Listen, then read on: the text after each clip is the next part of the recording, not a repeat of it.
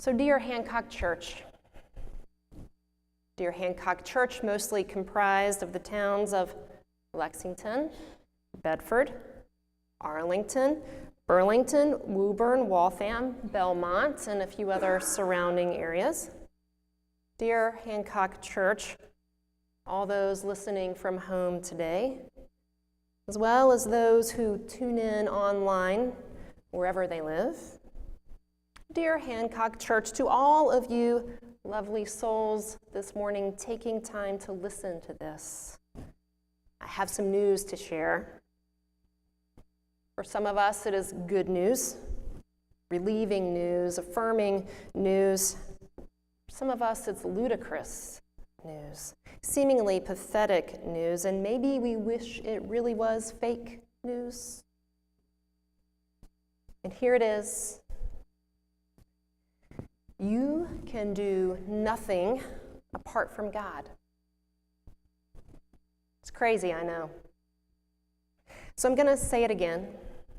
You can do nothing apart from God. Oh, but maybe we can, I hear all of you thinking. After all, the percentage of adults who have a college degree or higher in this particular area is almost 80%, compared to 21% nationally. In fact, 96% of the workforce locally are employed in white-collar jobs, and 22% of those working in this area are in management occupations, significantly more than the rest of the nation.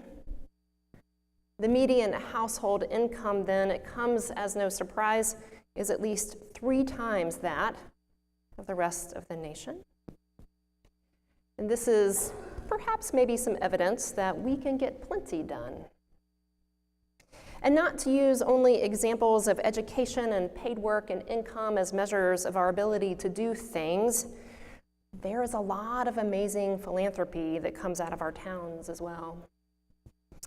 Lexington Unites for Puerto Rico, for example, one of the largest community philanthropic efforts recently, has raised just over $88,000 and many more thousands in life-giving goods and supplies.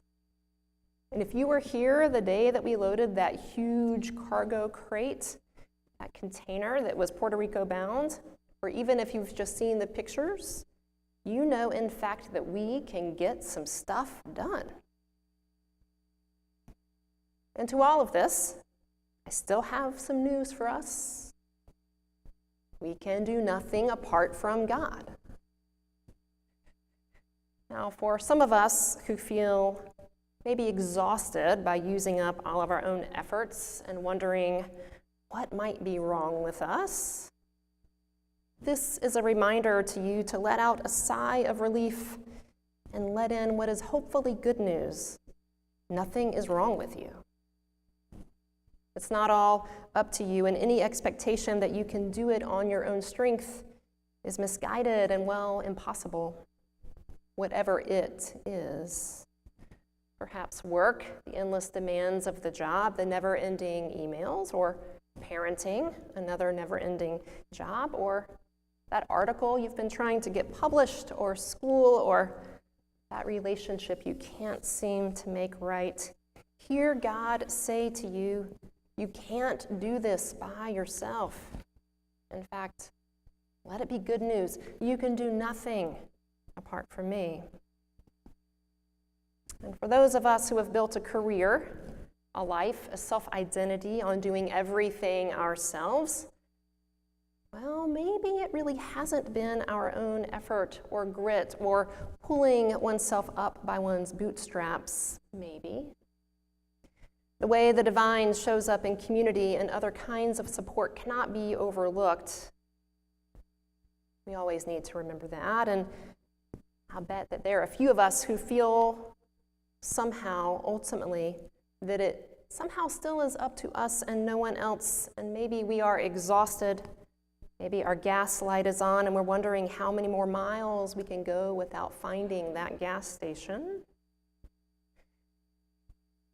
And I bet on top of that is felt pressure, imagined or not, the pressure to seem as if your tank is full and you happen to have spare gas in the back of the trunk.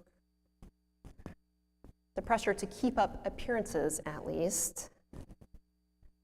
And to all of us who might be inwardly nodding at this description, Jesus says, whatever it may be that causes you to finally run out of gas, whatever it may be that causes you to want more from life than coasting on fumes, whatever it may be that feels like an impending collapse is actually a collapse into my arms, says Jesus, the divine arms that can hold it all.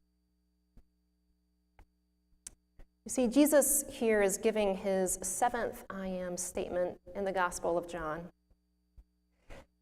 And this one is happening in this particular intensified context. The background. Jesus has washed his disciples' feet. Judas has left to betray him. And then Jesus and the now 11 disciples seem to go out for a walk. But Jesus, of course, knows what is coming.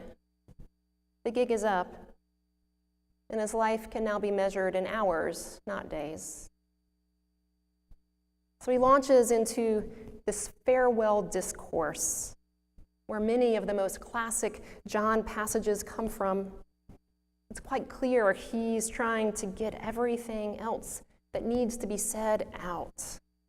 Like the cancer patient who's dying and really needs to write that book, or the very ill young mother dictating words to a friend that she wants her children to read one day. It's that kind of urgency. It's that important. Listen. The other I am statements of Jesus' ever unfolding identity leading up to this one are as follows: I am the bread of life. I am the light of the world. I am the door. I am the good shepherd. I am the resurrection and the life. I am way, truth, and life. And wrapping all of these up into one, he says, I am the vine. But in this one, it isn't just about Jesus. He says to his friends and to you and to me now, you too have a role here. See, you are the branches. You are in me and I am in God, and therefore you too are in God. We abide together. Even if it feels disempowering to hear that you can do nothing apart from God, well, according to this gospel at least, it is only in remembering that over and over that you can do nothing on your own.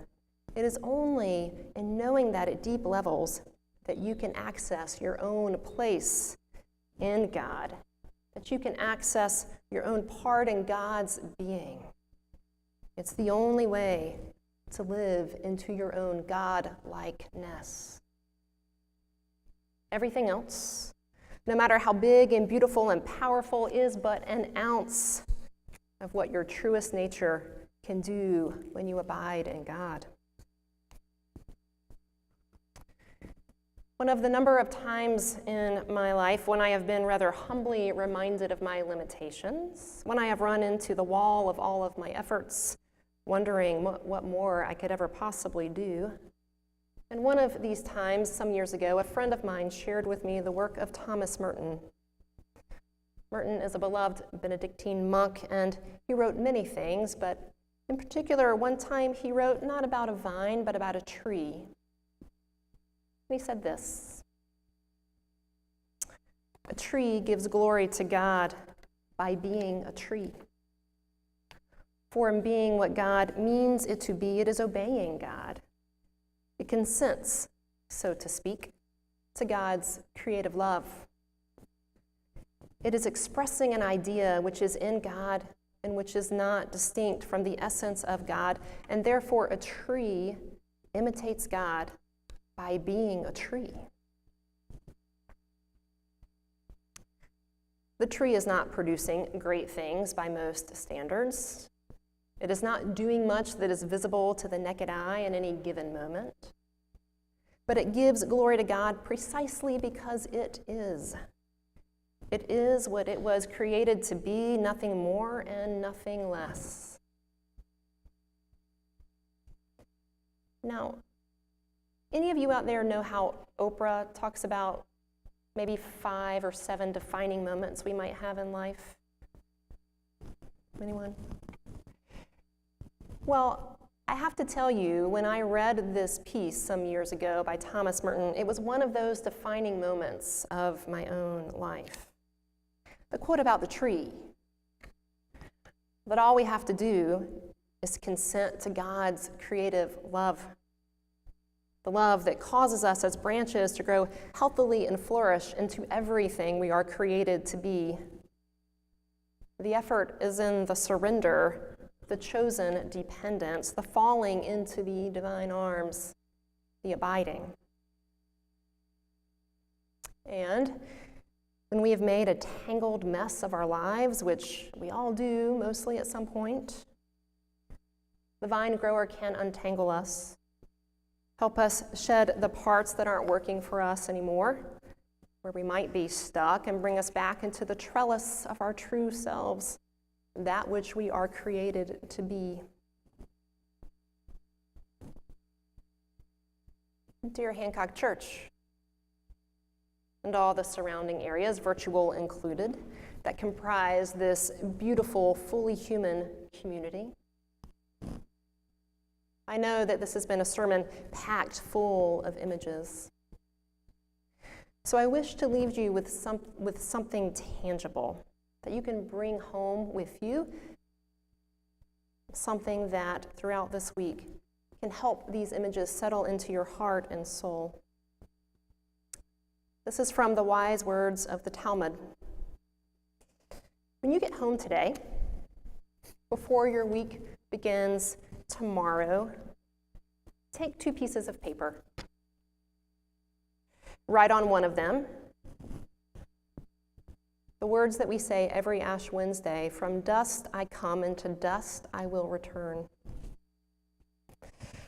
And on the other, write this: for my sake alone, the world was created. Carry both of these things around in your pockets or your purse or your briefcase every day this week, with the prayer that you may learn daily a little bit more about abiding, about making your home with God, all the while remembering that God is always abiding with you. From dust I come, and to dust I will return. For my sake alone, the world was created. May these words be your truth. Amen.